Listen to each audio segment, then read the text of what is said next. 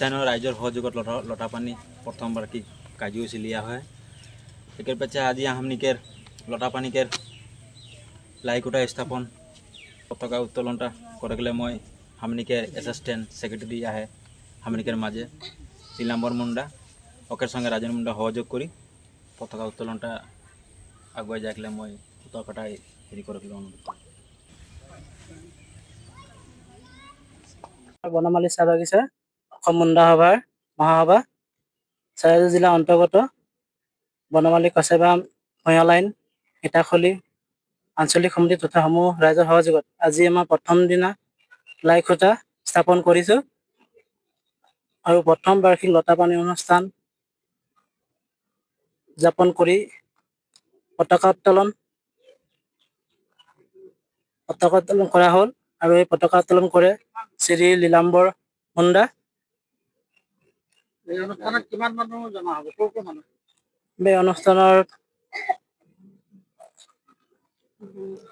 সকলো চৰাইদেউ জিলাৰ বিভিন্ন স্থানৰ অতিথি আহিব। কাৰ্যসূচীটোত আমাৰ কাৰ্যসূচী 30 মাৰ্চ 2025 তাৰিখে পুৱা 7 বজাত চাফাই অভিযান, 8 বজাত চিমবঙ্গা পূজা পাহান সমিতিৰ দ্বাৰা শ্ৰীযুত গঞ্জু মুণ্ডা সহযোগ কৰিব শ্ৰীযুত ভায়া মুণ্ডা আৰু পুৱা 9 বজাত পতাকা উত্তোলক জিতেন মুণ্ডা সভাপতি উদযাপন সমিতি মাল্যৰ্পণ, পুৱা 10 বজাত স্মৃতি তৰ্পণ,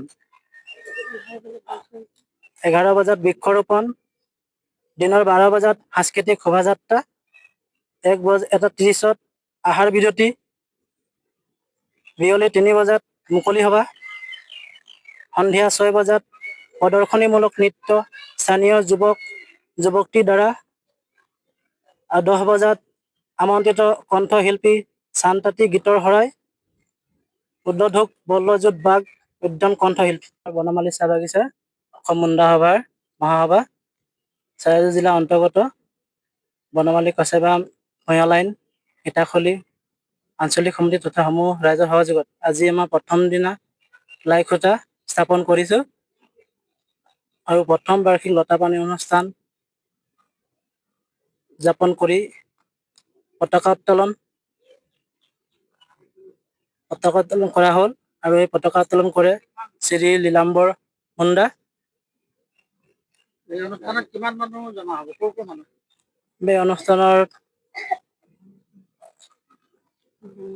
যিকোনো খবৰৰ বাবে যোগাযোগ কৰক 7099017330 লগতে 7099017110 নম্বৰত।